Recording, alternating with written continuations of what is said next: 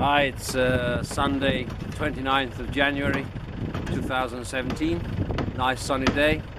Probably, I don't know, -3, -4, couldn't really say. Do you want to talk a little bit about our Iveco flatbed project, which Timo has started this morning, and I'll just give you a walk around the vehicle and explain a little bit about it, what that I know about it anyway, because I found it very difficult to find information on the internet about this particular model. But anyway, let's see how it goes.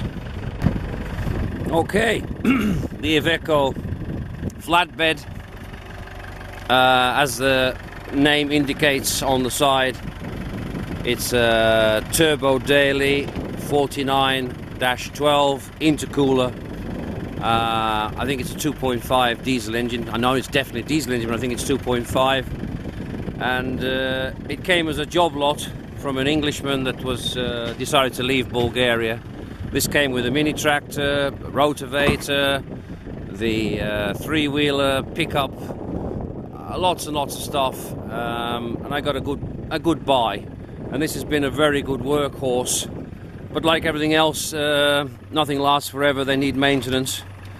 The only downside with this particular vehicle is it's classed as 5 ton.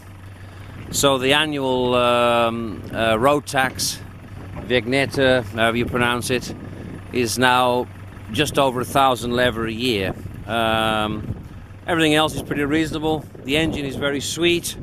It has a tachograph, which is a bit of a pain in the ass, or pain in the neck, should I say. But so it is. The problem is that when it was originally manufactured, it did have a tail lift on it at the back, an hydraulic tail lift, but I never received that. That had been removed before I got it, and it's been a workhorse. You can still see there's lots of gravel on it, and use it for sand and for bringing all kinds of materials.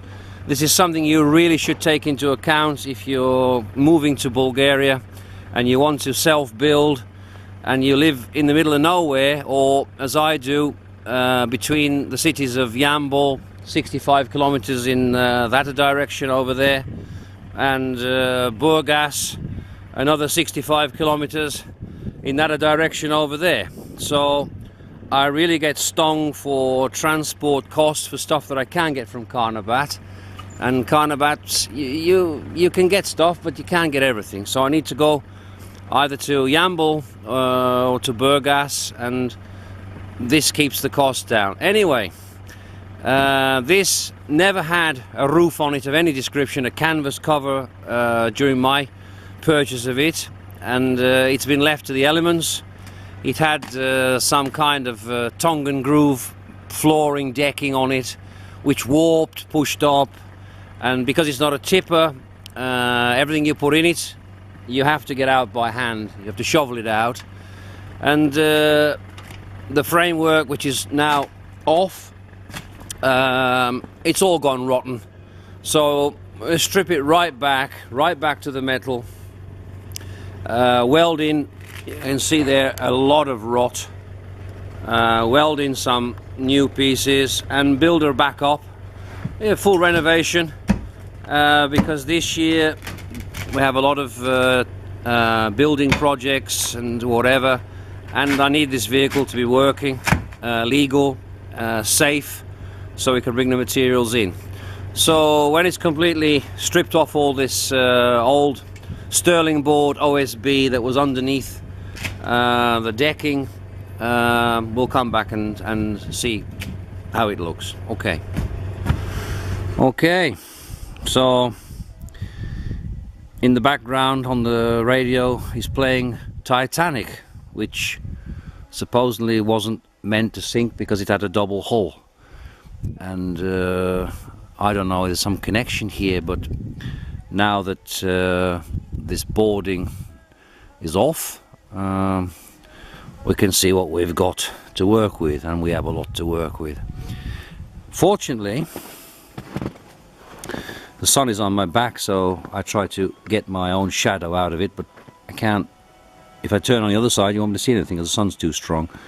So the actual frame, I don't know if you're going to call it the subframe, but the main frame, I'll call it, of the vehicle is solid enough. There isn't a problem there.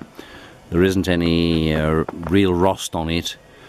But the frame that's been put on the top that supported the flatbed part of it is finished. I mean, it's got a lot of rot in certain areas, and this is all over. Another part at the back here.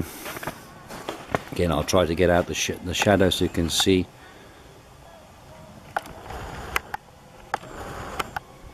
There is a lot of rot. So next stage of this now is to get the angle grinder and break away the welds and remove this frame and build a new one. But as we're working out, you know, just working out in the open, and we're not a professional, you know, service station, we don't have all the machines to jig this, and this has to be balanced perfectly. If you're out, you know, half a millimeter or a fraction of a millimeter on this, you can have a balancing problem if you have a lot of weight on it. And it is a 5-ton vehicle after all. We've had over nearly 4 ton, 3.5 ton of gravel in the back of this. So first job now is, well, not first job, next job is to get this frame off, maybe half, and then start to rebuild a new frame. And this vehicle, because the engine is sweet, it's high mileage, but the engine is very, very good, touch wood, and it's a good vehicle. And I'll have documentary evidence of the work that's done if I want to sell it in the future. Any potential purchaser can see that we've done a good job on it. So there you go.